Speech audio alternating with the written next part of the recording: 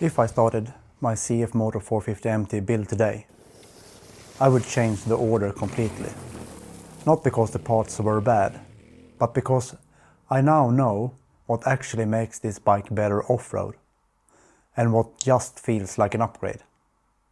When I first bought the bike, I had a simple plan: commuting, gravel roads, maybe a light off-road, but nothing serious.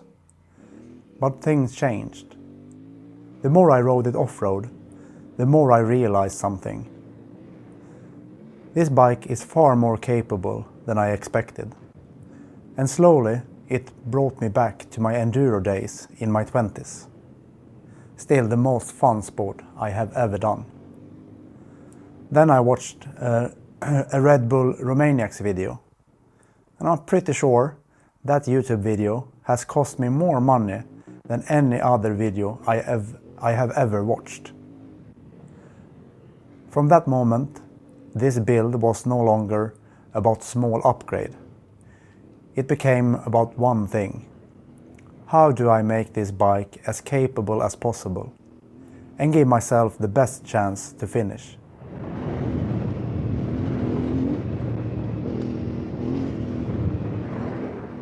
I would not start with the intake or exhaust. Yes, I improved the airbox, better airflow, cleaner filter setup, smoother throttle, and yes, you can feel it. But the difference is small compared to other upgrades. Same with the titanium exhaust. It sounds great, it looks great, and it makes you feel faster. But it doesn't actually make you much faster. The weight saving is minimal compared to a steel exhaust. And if I'm honest, those upgrades feel better in the garage than they do on the trail. If I did it again, I would save that money for something that truly changed how the bike rides.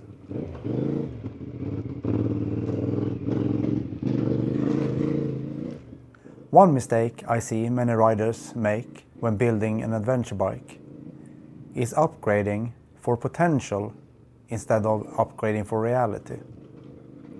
We buy parts for the riding we imagine, not the riding we actually do.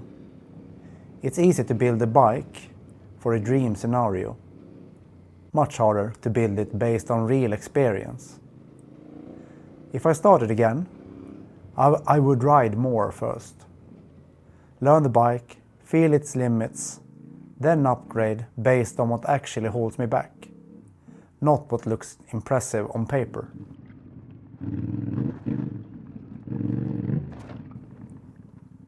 If your goal is serious off-road, this is where the real difference is. Tires. Proper off-road tires change everything. Braking, climbing, confidence. If you have ever tried real off-road tires, you know exactly what I mean. They make a bigger difference than horsepower ever will. Second, suspension. The stock setup is good. But good and great are very different things when the terrain gets rough. It is built for average weight and mixed riding. That means it works for many riders, but it's not optimized for you.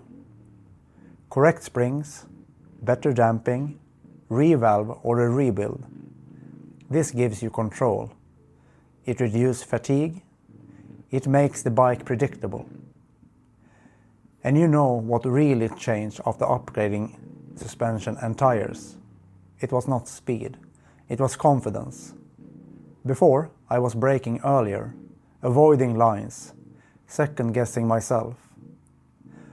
After improving the setup, the bike felt predictable. And when the bike feels predictable, you relax. When you relax, you ride better. And that is something I did not expect.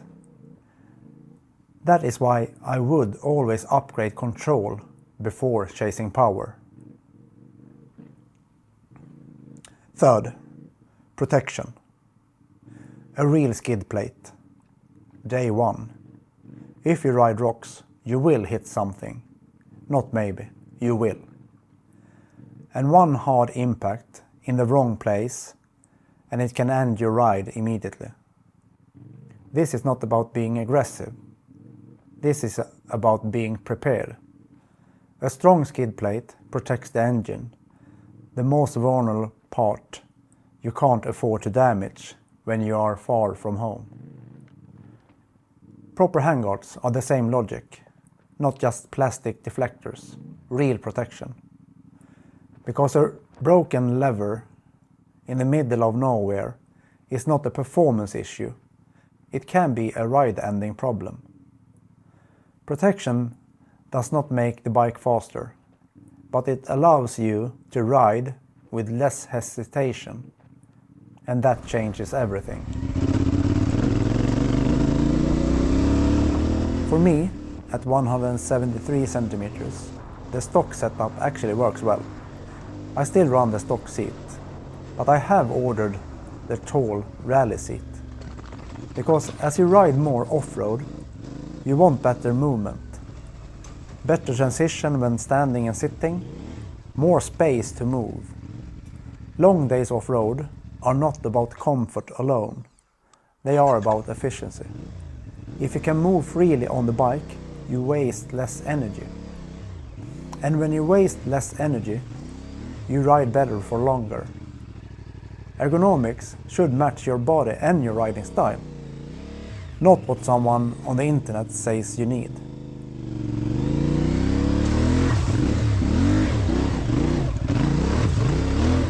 Not everyone watching this is planning to race, and you don't need to.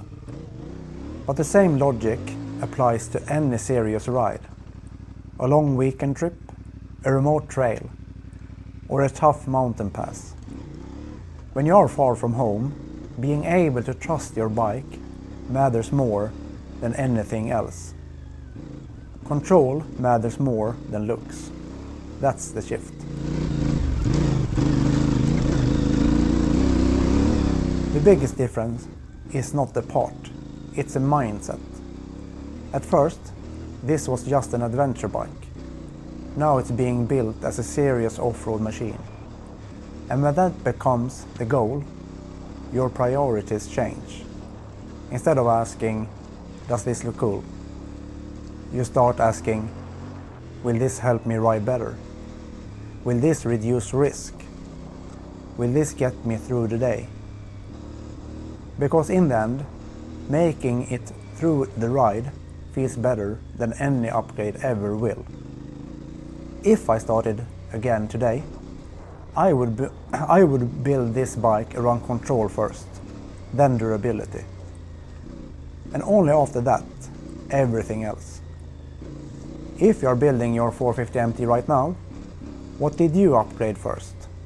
And if you could start over, would you change the order? Let me know in the comments.